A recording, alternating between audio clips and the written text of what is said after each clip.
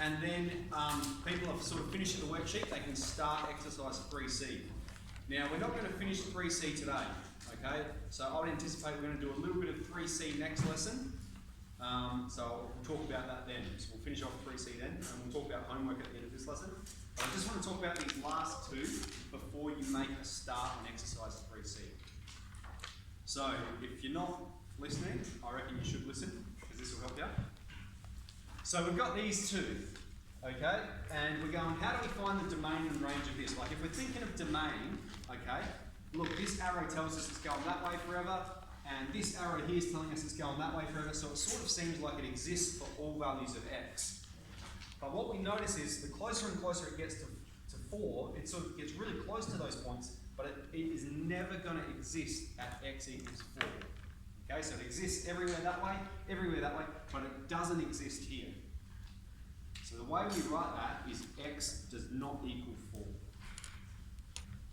Okay, it exists everywhere except 4. And then the same with y. Okay, we can see it's going up forever, down forever, but not existing at the asymptote here, which is 3. Y does not equal 3. Okay, so now to introduce you to some terminology, I've had a couple of people ask me about this as well, is one thing we should be doing when we're talking about domain and range is these brackets. So this is the statement, right? But there are some other technicalities that we should have with it. And what we should do is these brackets here, okay? So that means we're talking about an interval. Okay, so it is quite tricky to draw, but you will get better at it. And what we're doing is we write x where x does not equal 4, okay?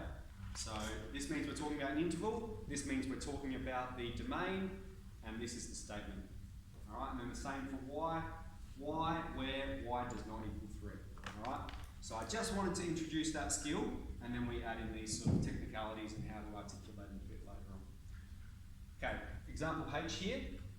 I'm going to tell you how I think about these, all right? So that when, you know, I can look at this and I can just make a statement and I know what it is.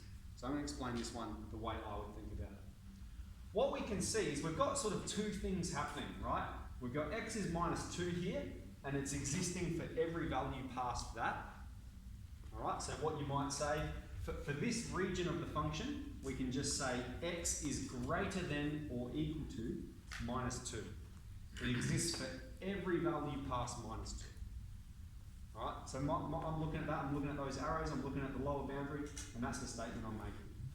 And then I need to consider this region as well.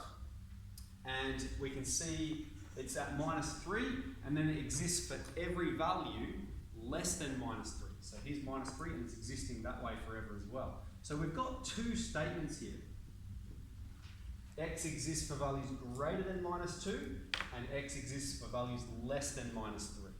Okay, and let's put our proper notation. There we are. So we had to make two statements for this one. Because what you can see is it exists everywhere, this function exists everywhere except in that region. It doesn't exist in this region, and so that's the way we're going to describe it. Okay, range. All right, these arrows tell us it's going sort of down, and you know, it doesn't look like it's going down much, but it is going down forever and up forever. So for our range, y, capital E, So if you found that a bit confusing, like, oh, how does he look at that and see it? Don't worry, just follow those steps. So you make the statement, what's the lower boundary, what's the upper boundary, drop the infinity, and flip the inequality if you need to. So that's enough to make a start on exercise 3C. All right, I would expect us to sort of get up to about question 5, I reckon. So let's get into that. We've got, what, half hour left? So I reckon that's enough for me today.